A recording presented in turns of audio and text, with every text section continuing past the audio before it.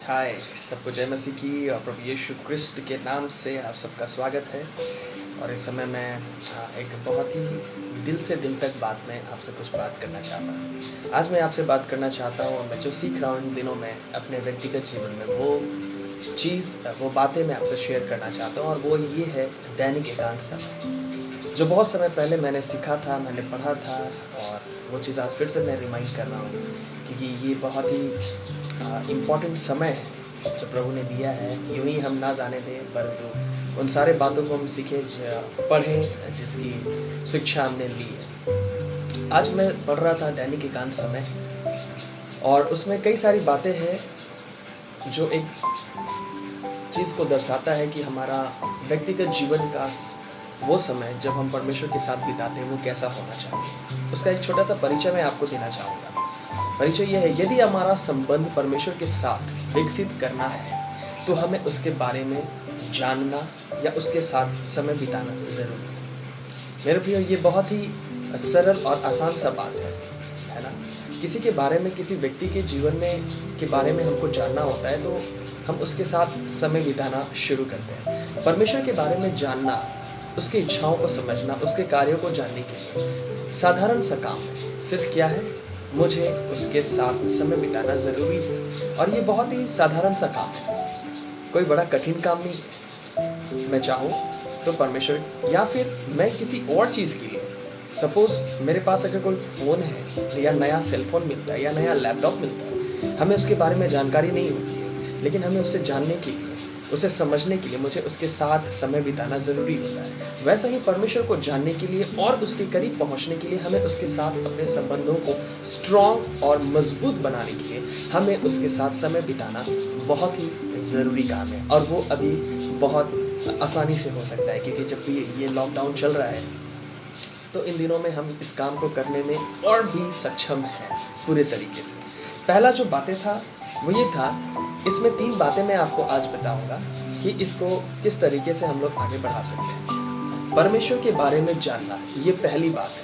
पहली बात है परमेश्वर के बारे में जानना। और ये बहुत एक्सपीरियंस वाली बात है। अभी आप सीख रहे होंगे या आपका जर्नी परमेश्वर के साथ का, आप इन बातों को देख भी रहे होंगे कि परमेश्वर के बारे में जानने के लिए हमें क्या करना होता है ना। सबसे बड़ा हमारे पास एक बहुत अच्छी सी किताब मिली हुई है, वो है बाइबल। और हम लोग उसको पढ़ते हैं, रीड करते हैं और कई सारी घटनाओं को देखते हैं, कई सारे इंसिडेंट को हम देखते हैं। तो यहाँ पर हम लोग आज देखने जा रहे हैं परमेश्वर के बारे में जानना। ये वो स्तर है जहाँ लोग परमेश्वर को जानते हैं, पर बहुत थोड़े हैं जो परमेश्वर को व्यक्तिगत रूप से पहचानते हैं। जानना और पहचानना दोनों अलग बात है। लोग परमेश्वर को जानते तो हैं लेकिन उसको पहचानते नहीं। वो जानते हैं कि वो एक खुदा है, लेकिन उसको पहचानते नहीं कि उसके कार्य कितने बड़े हैं। उसके कैरेक्टर, उसके चरित्र को लोग नहीं पहचानते हैं। वो जानते हैं कि वो एक व्यक्ति है। तो दूसरा हमारा ये है पॉइंट है, परमेश्वर के बारे में जानकारी रखने का स्तर।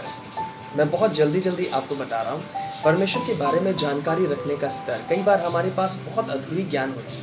क्या हमारा लेवल है परमेश्वर को जिस तरीके से हम पहचानते हैं, उसका हमारा क्या लेवल है, उसके बारे में मैं आपको बता रहा हूँ।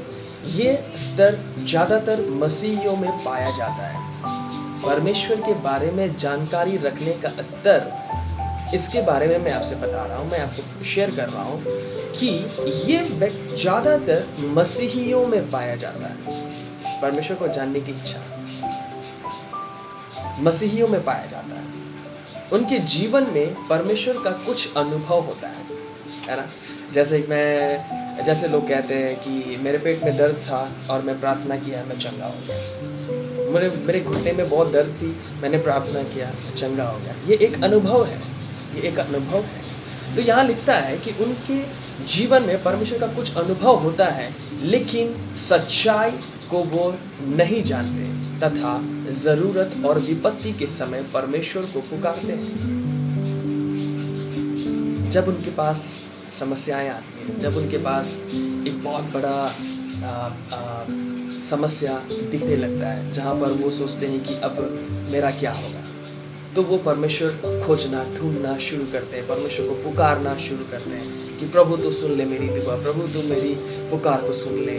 और कई सारी बातें हम लोग परमेश्वर के साथ कहना शुरू करते हैं। लेकिन वो लोग हैं जो बहुत ही मतलबी होते हैं, उनको परमेश्वर के बारे में जानना या पहचानने से कोई एतराज़, कोई मतलब नहीं है। उनका ये मतलब है कि मेरा मतलब निकलना ज़रूरी है। मैं संकट में हूँ, परमेश्वर ने कहा संकट के दिन मुझे पुकारो, मैं तेरी सहायता करूँगा, और परमेश्वर संकट के दिन मुझे संभालेगा।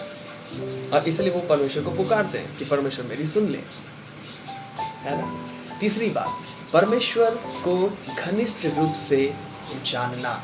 परमेश्वर को घनिष्ठ रूप से जानना यानी परमेश्वर को नज़दीक से पहचानने के लिए हमारे अंदर प्यास और इच्छा होना ज़रूरी है।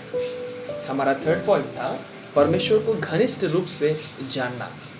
इसके लिए परमेश्वर को यानी कि परमेश्वर को नज़दीक से पहचानना, घनिष्ठ यानी कि नज़दीक से पहचानना। परमेश्वर को नज़दीक से पहचानने के लिए हमारे अंदर प्यास और इच्छा होना ज़रूरी है।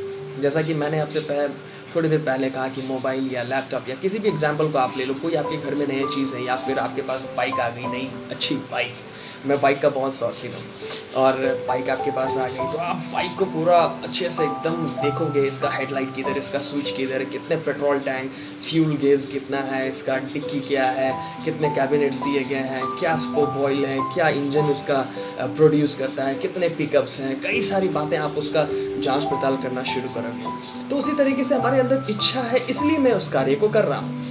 अगर आपके अंदर इच्छा है कि आप परमेश्वर के बारे में जानो, परमेश्वर के और घनिष्ठ संबंध, और आपका परमेश्वर का संबंध घनिष्ठ हो, तो आपके अंदर एक प्यास होनी बहुत ज़रूरी है, आपके अंदर एक चाहत होनी बहुत ज़रूरी है, तभी आप इस कार्य को कर पाओ। इस प्रकार के खोज में कहता है, बहुत लास्ट पॉइंट है, ध्यान से सुनिएगा, इस प्रकार के खोज में समय, लगन, अनुशासन होना बहुत ज़रूरी है। इस प्रकार के खोज में यानी कि ये खोज यानी कि खोज को आप ये भी कह सकते हैं कि इस तरीके का जो स्टडी है, स्टडी करने में आपका समय, आपका लगन यानी कि मेहनत, आपका अनुशासन यानी कि डिसिप्लिन होना बहुत ज़रूरी है। मैं इस चीज़ को पढ़ रहा था और मुझे काफ़ी वक्त लगा पढ़ने में और सीखने में, और मैं देख रहा था कि मैं अभी किस स्तर पे हूँ, मैंने ये सीखा, मैंने ये पढ़ा, लेकिन अब का मेरा जीवन अभी किस लेवल पे है। सो ये बहुत बड़ी चीज़ है मेरे प्रिय। हमें समय में लगन, हमारा अनुशासन होना बहुत ज़रूरी है। सब परमेश्वर इस वचन के द्वारा हम सबको आशीष देने पाए। Thank you so much. प्रभु आपके साथ है।